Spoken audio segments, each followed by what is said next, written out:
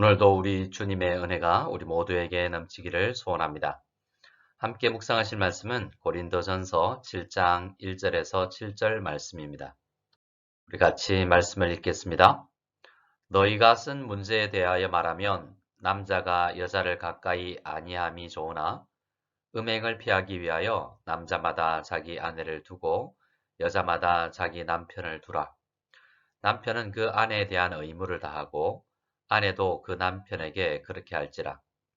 아내는 자기 몸을 주장하지 못하고 오직 그 남편이 하며 남편도 그와 같이 자기 몸을 주장하지 못하고 오직 그 아내가 하나니 서로 분방하지 말라. 다만 기도할 틈을 얻기 위하여 합의상 얼마 동안은 하되 다시 합하라.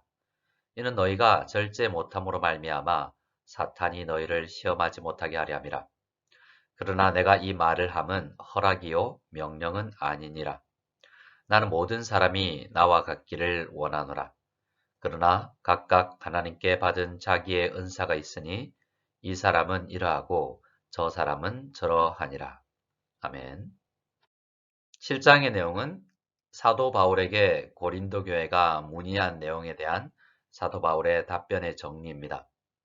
그래서 말씀을 시작하면서 너희가 쓴 문제에 대하여 말하면 이라는 말로 자신의 답변을 시작하는 것입니다. 우리는 고린도 교회가 질문한 내용이 무엇이었는지 정확하게는 모르지만 사도 바울의 답변을 살펴보면 결혼 생활에 관한 질문이었던 것은 분명합니다. 오늘 본문인 1절에서 7절까지의 내용은 결혼한 부부들의 성생활에 관련하여 답변하는 내용입니다. 그리고 8절과 9절은 결혼은 했지만 배우자가 없는 이미 이혼한 사람과 사별한 사람들에 대한 내용입니다. 그리고 10절부터 24절까지 긴 내용은 결혼은 했지만 이혼의 위기에 있는 사람과 불신자와 결혼한 가정과 관련된 내용입니다. 그리고 25절부터는 아직 결혼을 하지 아니한 미혼 남성과 여성들에게 주는 내용입니다. 이렇게 사도 바울은 결혼과 관련해서 다양한 경우를 염두에 두고 각각의 경우에 어떻게 하는 것이 좋은지를 설명하고 있습니다. 결혼은 상당히 많은 경우의 수가 있고 극히 개인적이고 민감한 문제가 많이 포함된 주제이기에 사도 바울은 상당히 조심스럽게 이 주제를 다루어 가고 있습니다. 1절부터는 결혼을 한 부부의 성생활과 관련된 내용이라고 말씀을 드렸는데요. 아마도 고린도 교회 안에는 이 부분과 관련해서 상당한 갈등이 있었던 것 같습니다. 지도자를 중심으로 파당을 나눈 것도 문제이지만 어떠한 주제에 대해서 신학적인 해석과 의견도 나누어졌던 것 같습니다. 그나마 다행인 것은 이렇게 의견의 합치를 보지 못했을 때 이 부분을 성경적으로 점검하여서 일치를 이루어 나가고자 하는 마음이 그들에게 있었다는 것입니다. 사도 바울은 먼저 남자가 여자를 가까이 아니함이 좋으나 라고 이야기하고 있습니다. 이 말의 의미를 바로 파악하기 위해서는 남자와 여자보다는 남편과 아내로 번역하는 것이 좋을 것입니다. 그렇게 되면 남편과 아내가 가까이 아니함이 좋으나 라고 번역할 수 있을 것입니다. 남자와 여자라고 번역을 하면 결혼 자체를 하지 않는 것이 좋다고 해석이 되지만 남편과 아내라고 번역을 하면 부부가 성관계를 아니함이 좋은 경우가 있지만 이라는 의미로 해석이 될 수 있는 것입니다.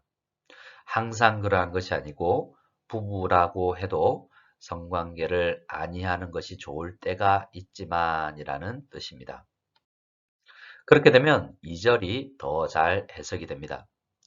음행을 피하기 위해서 결혼을 하라는 의미보다는 결혼한 부부가 하나님이 허락하신 성을 바로 사용하지 않으면 위험한 일이 발생할 수 있으니 부부는 정상적인 방법으로 서로 합의를 하는 자연스러운 과정을 통해서 성을 누리라고 말하는 것으로 해석할 수가 있습니다.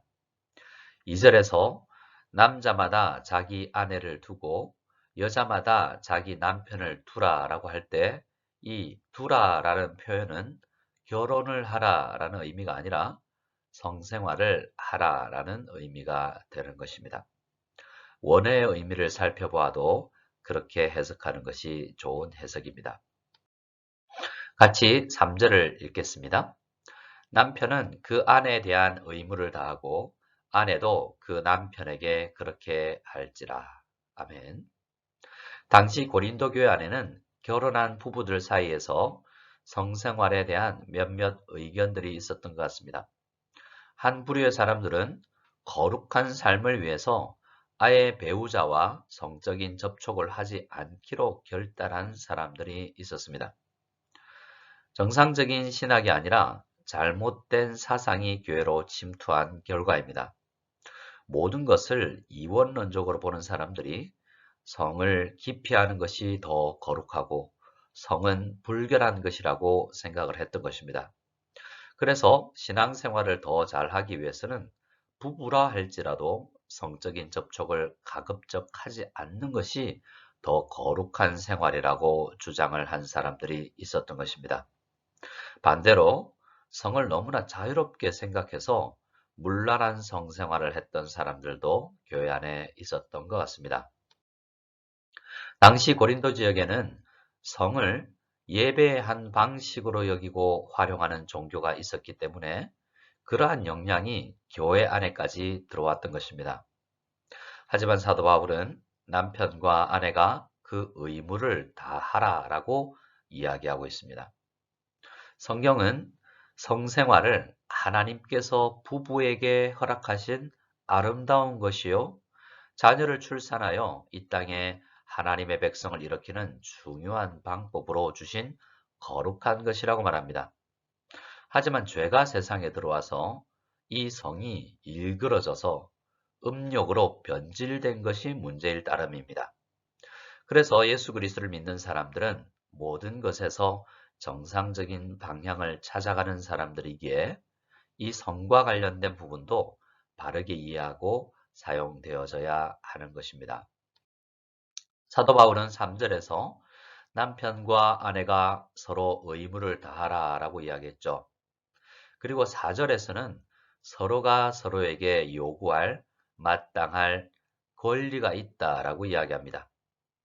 아내는 자기 몸을 주장하지 못하고 오직 그 남편이 하며 라고 이야기합니다. 아내의 몸은 아내 자신의 것만이 아니다라는 것입니다. 오히려 아내의 몸은 남편의 것이기에 남편이 정당하게 아내의 몸을 소유할 수 있습니다.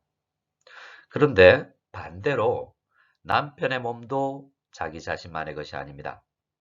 남편의 몸은 아내의 것이죠. 서로가 서로의 것이라는 것입니다. 따라서 일방적으로 성생활을 거부할 것이 아니라 서로가 서로를 배려하고 정당한 요구를 할 수 있는 것입니다. 이 상황에서 배려가 중요하겠죠. 서로가 소유권을 주장하며 거부만 할 것이 아니라 서로의 몸의 컨디션을 생각하고 거부할 경우에 발생할 좋지 않은 결과도 염두에 두며 서로가 이 문제로 잘 이야기하고 누릴 것을 당부하고 계시는 것입니다. 사도 바울은 일시적인 분방이 가능하다라고 이야기합니다.